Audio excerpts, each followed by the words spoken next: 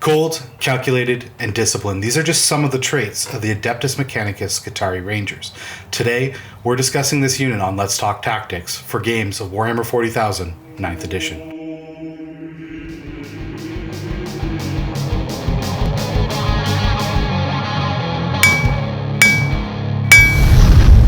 Anvil of War!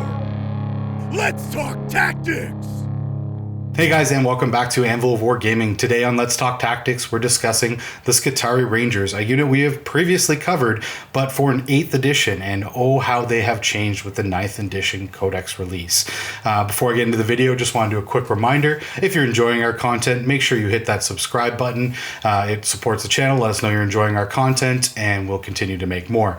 In addition to this, if you want to support the channel, you can do so by supporting our sponsors over at Red Dragon. There is a link to their web store in the video description below. Now we're getting into the Skitarii Rangers, and how have they changed? Well, sweeping changes across the board.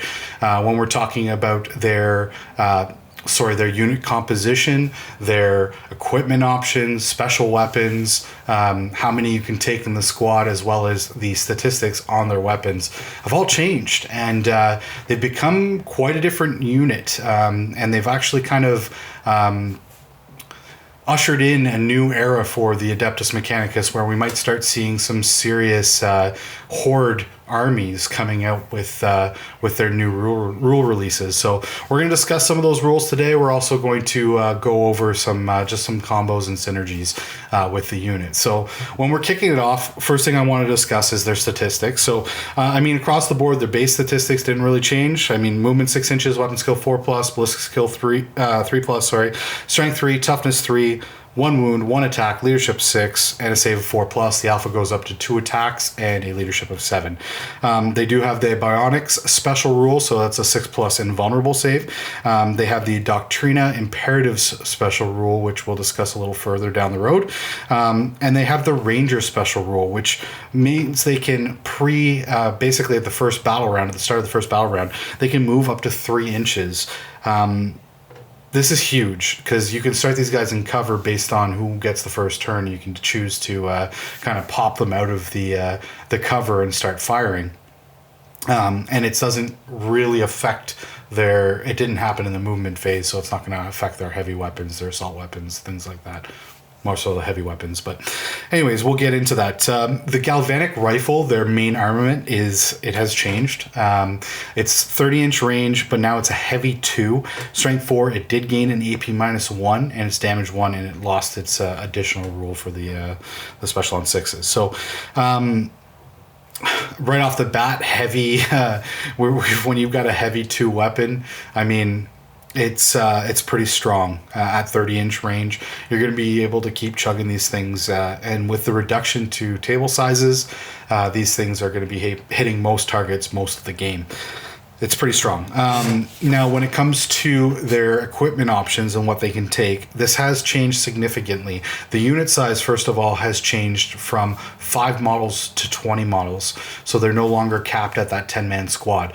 20-man squad is going to be interesting, and again, that just really ushers in that whole horde era of Adeptus Mechanicus, because now we're looking at mass infantry potentially on the tabletop. They're pretty cheap too for points, so it is something to consider as just spamming Rangers. But moving into what special weapons they can take, well, if they are under 10 models, then 1 model can take 1 special weapon.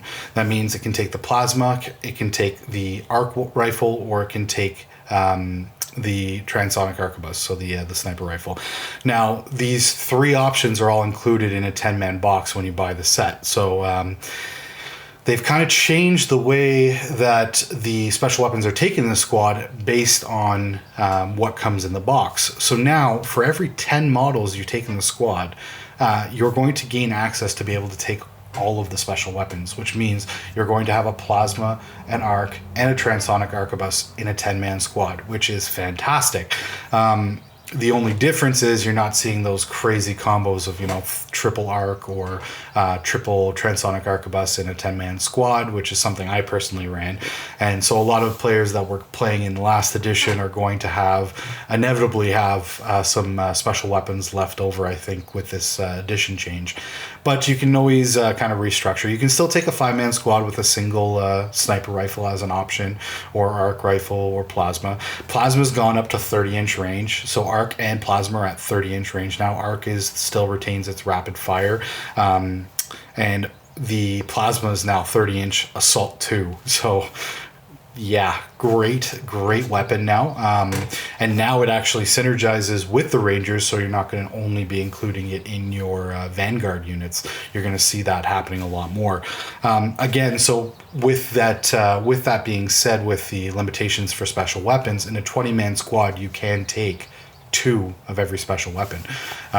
So you're going to see some really interesting combinations with that. I think there's merit in doing both, and I haven't played them enough with these new rules to know what is going to be the best combination, but on paper, what stands out to me is taking double arc as an option for a squad that's kind of heavy on, or even double plasma, or 2 plasma, 2 arc. And then maybe taking the sniper rifles in smaller squads, just because of the dynamic and how these units are going to move around the tabletop. Again, they also have the data tether and the Omnispecs equipment options. Now, if the squad is basically numbers 10 models, they can take 1 of these special weapons. And if the squad basically for every 10 in the squad, you can take 1. So what that means, as written, unless this is FAQ'd, in a 20-man squad, you can have 1 of each. In a 10-man squad, you have to pick 1 of those 2 options. And a squad underneath that, you can take 1 single item. So if it's under 10 models, you can take a data tether or a Omnispecs. The data tether is super important. It is going to give them the data tether keyword, which is extremely important. It has changed significantly from 8th edition, and it's going to give you some real synergies and the ability to target this unit with auras across the table, which means that you don't have to necessarily have that bubble for units that have a data tether in them, which is great, or maintain that bubble.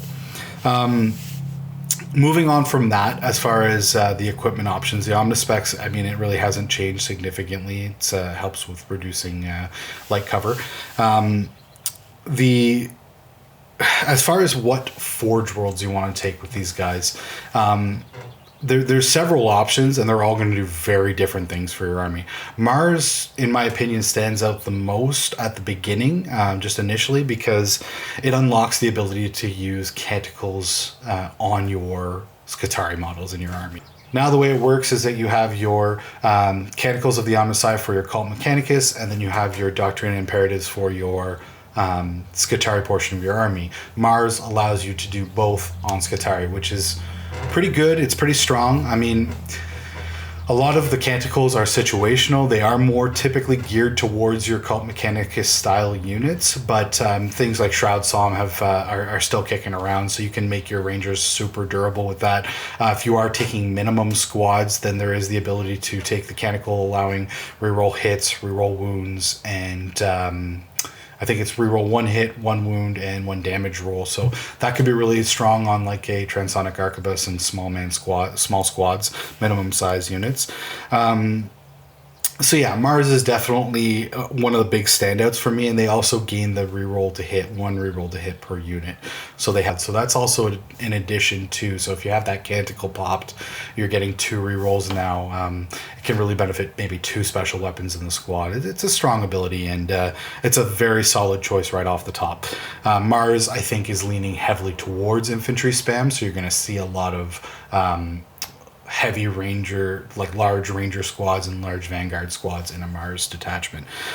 Lucius is another option. Now Lucius gives you a +1 save versus damage 1 attacks, so that does increase the sort of the anti-infantry fire or the small arms fire that might be targeting your Skitarii, because I mean, nobody really wants to fire las cannons at Skitarii Rangers, so they are going to get targeted with bolters and things of that nature. So if they're targeting you with a damage 1 attack and you're getting +1 to your save, and there's some other ways to increase your saves, you can start stacking these guys, get them up to that 2+ save, and really cause your opponent some grief. So that's Lucius. They also gain 3-inch range to their ranged weapons. So, I mean, with a 30-inch, now you're at 33 inches. There's some ways to increase it further, but yeah, it can be pretty strong, and I think especially when you use some stratagems, there's some shenanigans you can use. So Lucius is a viable option for sure. Agrippina, you can at half range you gain an extra attack, or sorry, not an extra attack. At half range you gain an extra AP. I wish it was attack, then I would always take it. Yeah, you gain an extra AP bringing these things. The galvanic rifles are now going to AP -2, which is pretty solid. So I mean, it's something to look at. Graya, you can auto pass your attrition. So I mean, auto passing, helping with morale, especially if you're taking large squads. This is definitely an option. Stygies, I mean, they're sneaky. The sneaky guys, they're going to be able to gain dense cover if the enemy's over 12 inches away, so that's a possibility. And Metallica, which is, I mean, the move and shoot with heavy weapons. There are a few different sources to be able to gain this ability, but if you had it army-wide in all your units, it's pretty solid. But move and shoot heavy weapons without penalty, and assault weapons, if they advance, don't suffer a penalty. So again, with your plasma, that's going to be a helpful trick, and with your galvanic rifles, that's going to be pretty helpful. So that's an option. As far as your custom Forge Worlds are considered, or are being considered, I think the only one that really stands out to me is the Expansionist Forge World. That's going to allow you to... there's two options sort of within the Expansionist for your secondaries, so you kind of have to pick which one you like. But +3 inches... you get a +3 inch move pre-game that stacks with the Ranger ability. As of right now, it stacks, and that's going to allow you a +6 inch move pre-game, which is pretty strong. I mean, that really does allow you to deploy kind of hidden away, maybe out of line of sight or out of in heavily in cover, and then sort of explode out when you know that you've got that first turn and kind of move into position to fire all your weapons at full complement. So pretty strong, especially when you combine it with the ability to move and shoot. And then if you you stack that with the ability to I mean, you're going to be moving in your turn. So if you get first turn, you move them 6 inches, you move another 6 inches. Now they're in rapid fire. There's some stratagems that are really going to help with that. So yeah, there's some really cool shenanigans you can get up to with that. And the other one, I mean, +6 inches on their weapons. Or +6 inches specifically on their rifles. That's really strong on any rifle weapon. So that's really going to help this unit, obviously, with the galvanic rifles specifically, and I mean, arc rifles fall into that category. So it's good weapons all around. Yeah, moving on from there, when we talk about the Doctrinas and Canticles that really affect this unit, Doctrinas is obviously going to be the mainstay, because not all Forge Worlds, depending on which Forge World you're running, are going to be benefiting from the Canticles. It's only really Mars that has to worry about this. But for the Doctrinas, there's the Protector one. It gives +1 ballistic skill, but -1 weapon skill. Amazing, especially a first turn or second turn. I mean, being able to give yourself that when you know that you're not going to be really fighting in combat, and there are ways to get rid of the negative effect of this, but +1 ballistic skill is super strong. I just love the fact that you can make these guys hitting on 2s. And then, I mean, if you have a Dominus, we'll talk about character synergies, but with a Dominus nearby, now you're rerolling 1s. It's all gravy. The bulk work, I mean, you're giving them +1 save, but you're reducing their move by 3 inches. With the range on these guys, I mean, especially if you're using a Forge World where you're gaining additional range to your weapons, you're not really worried about this. But if you're not planning on moving these guys very much, and you have them in a really good position, or your army's in a really good position, and you're doing a gunline style army, then +1 to save in the first turn. I mean, especially when you stack it with Mars and you have Canticles and Shroud Psalm popping off, it's so good. You can get these guys up to a 2+ save and really frustrate your opponent when they're dealing with 2+ save Skitarii that are everywhere. Yeah, moving on from there, as far as Canticles are concerned, if you are playing Mars, I mean, Shroud Psalm obviously is a given. Benediction of the Omnissiah for reroll 1 hit, wound, and damage roll. Really good. Again, if you stack that with the potential of your dogmas and +1 ballistic skill, and now you're getting rerolls, and it's all so good. Especially with Mars, which would grant you access to the canticles with minimum size squads. Now you're all of a sudden you're just getting these crazy amounts of reroll hits, and then you're getting 1 wound, anyways, hitting on 2s. It's all good. From there, I mean, if you're looking at as far as stratagems are concerned, machine superiority, it's 1 command point. It's +1 strength in the fight phase, and you can stack this with the canticles to gain the +1 strength. So now you got some strength 5 Skitarii running around. Really catch your enemy off guard, especially if they think that they've got this really weak target. And you've got, there's some abilities to make the opponent strike last. So all of a sudden they're charging in these Skitarii thinking, I'm going to just mulch these guys. And all of a sudden you're popping strength 5 Skitarii fighting, and you're fighting first. And all of a sudden you take a big chunk out of them, especially with like a 20-man squad. It can be pretty hilarious. From there, the host of the intermediary, 1 command point. This is a wicked stratagem. It is going to grant you the ability to take a warlord trait, a Skitarii warlord trait, on your alpha in your unit. Now, the way that data tether works and auras work now is a lot of them are geared towards you can pick a unit within a certain range, or you can pick a unit anywhere on the tabletop if they have a data tether. These Skitarii warlord traits are also geared that way. So when you're looking at possibilities to sort of stack with them, the multitasking cortex, it allows them to conduct an action and still fire their weapons, range weapons, which is huge. Battle sphere uplink is no penalties for moving and shooting with heavy weapons, so there's your other source for that, or assault weapons while advancing. So again, as I stated, there's a couple sources for these type of abilities. And then programmed retreat, the ability to fall back and shoot. Amazing. So if your opponent thinks, I'm gonna lock or try to kind of mess with your plans of shooting by throwing a really weak squad in, and then you can fall back and still shoot. It's amazing. Just remember with that one, the unit has to be alive and have not suffered massive casualties. So the thing with Rangers is they are going to be...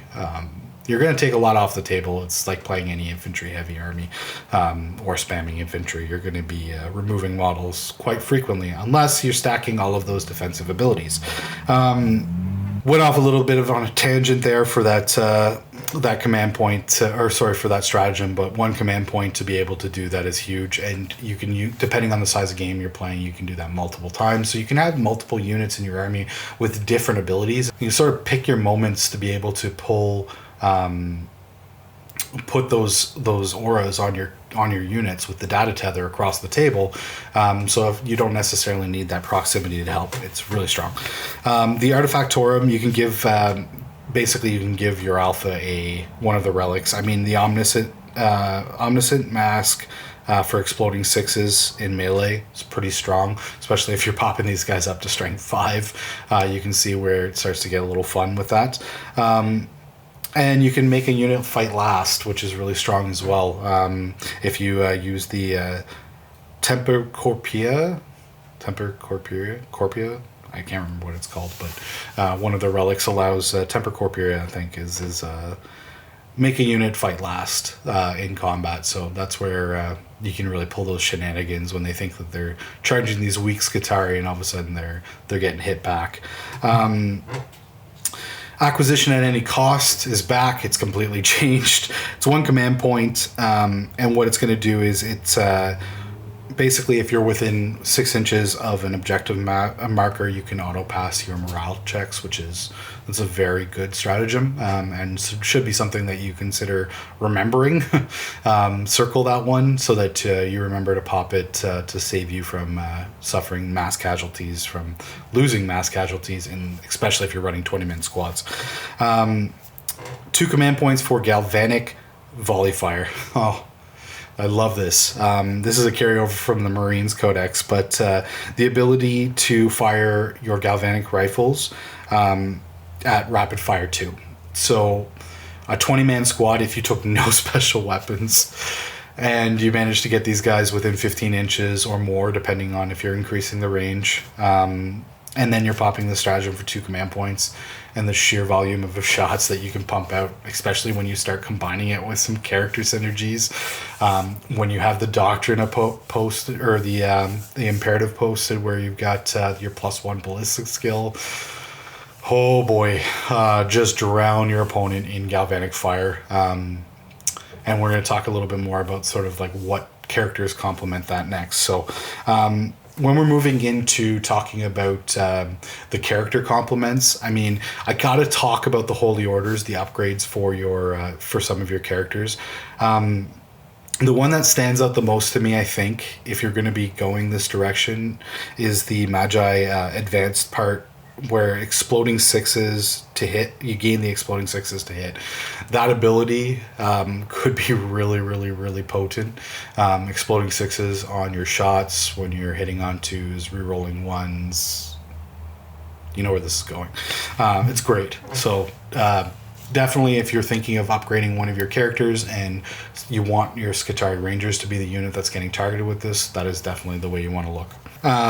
As far as your character synergies, there's the obvious ones. I mean, your Dominus being able to give them reroll 1s it's going to be big. The Manipulus has the Galvanic Field, which is adding 6 inches to the range of galvanic, arc, and radium weapons, and +1 to the AP. So, I mean, that's, to me, if you're running a lot of Rangers, that's almost a must character. Just the ability to do that is huge. Again, if you're planning on rapid firing, now you're going up to 18-inch rapid fire to pop that stratagem and just have sheer volume of shots. And then, I mean, the +1 AP, bringing them to AP -2 is really strong, especially when you start, I mean, if you're looking at the potential of increasing their AP another way, now you're looking at AP -3. Yeah, some dangerous potential there. From there, I mean, the Marshal, the Skitarii Marshal, is a fantastic option. I mean, he's giving you that reroll 1s to wound aura, and then in addition to that, you're gaining the ability to pick a unit and have them ignore the negative effect of a Doctrina. So if you wanted to volley fire tons of shots into the opponent and then charge them, you don't have to worry about that -1 weapon skill. -1 weapon skill, or you could buff their ballistic weapon skill but not worry about losing any ballistic skill on that unit for the turn. There's a lot of really great combinations and synergies from that. Obviously, if you're taking a Dominus, you could also consider taking Belisarius if he's on the table, granting you full rerolls. Then you're not really as reliant on increasing their weapons or their ballistic skill and making sure that you're not that you're hitting at 2s. I mean, it's not as important, and it's really good and synergizes really well with just a high volume of shots, as we've seen in previous editions with things like the Dakabot. So overall, this unit is amazing. There are some really great ways to get them up to just an insane volume of fire. Take a 20-man squad. I think the best way that you're going to be running these guys at a 20-man squad is throwing in all of the fixings, so to speak, and throwing in lots of special weapons.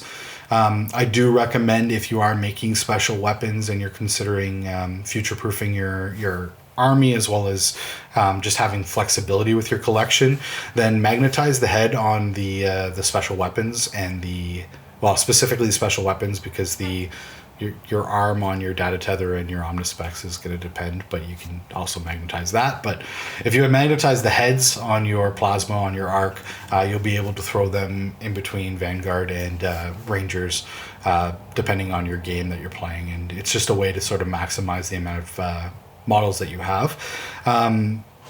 And then that allows you to build more generic models, so generic Rangers, generic Vanguard, and really buff up those squads to get those 20-man squads on the table. So hope you guys enjoyed. Thank you very much for watching. If there's anything you think I missed, if there's any great combos that are standing out to you guys, or you've had success with now that we're into 9th edition with our brand new codex, let me know in the comments below. Thank you so much, guys, and until next time, praise the Omnissiah. Sponsored by...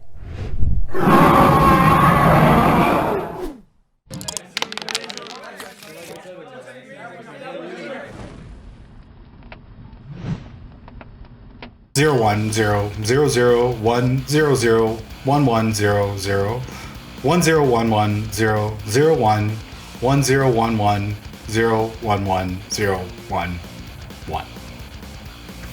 Thanks for watching, guys. It's the Skitarii, the Adeptus Mechanicus Skitarii Rangers Mechanicus.